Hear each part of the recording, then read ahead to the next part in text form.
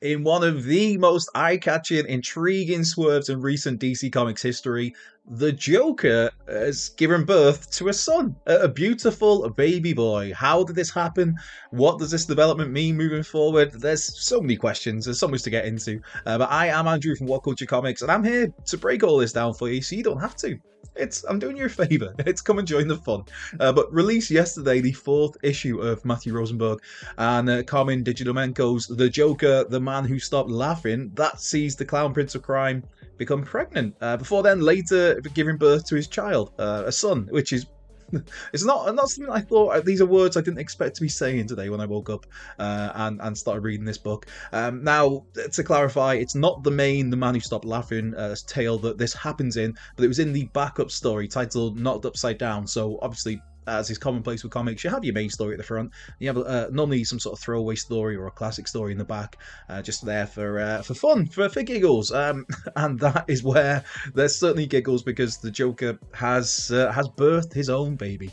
To be fair, the tagline for this whole series did promise that the Joker would be embarking on his most bizarre caper yet, and this certainly seems to live up to that promise.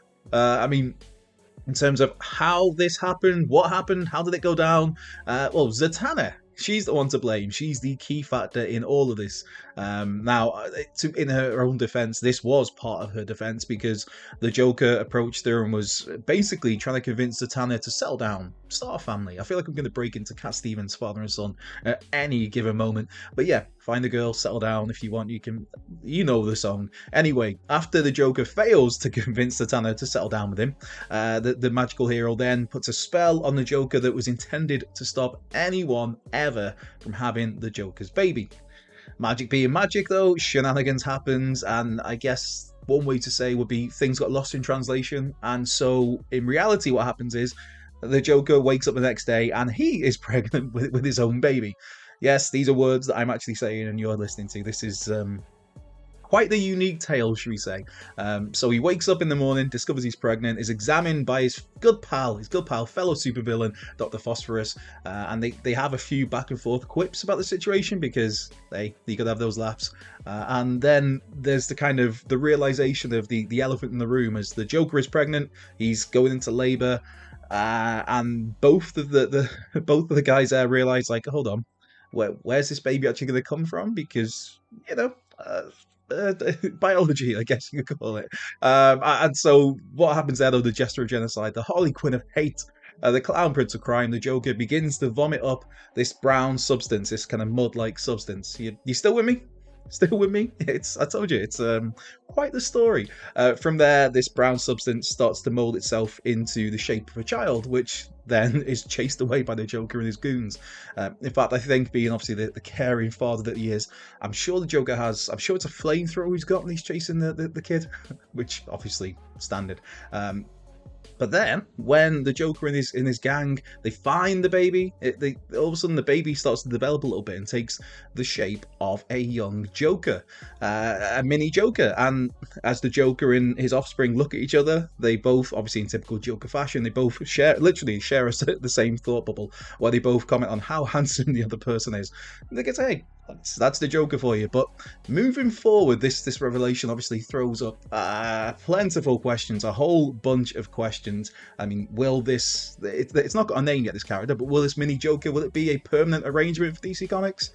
Could he be used, I guess, in some Elseworlds tales down the line? That's always a possibility. Could we see him team up with Duella Dent? Now, Duella Dent is the daughter of Harvey Dent, aka Two-Face, but as a supervillain herself, she goes by the name of the Joker's daughter. So could the Joker's daughter and the Joker's son team up to do Joker stuff?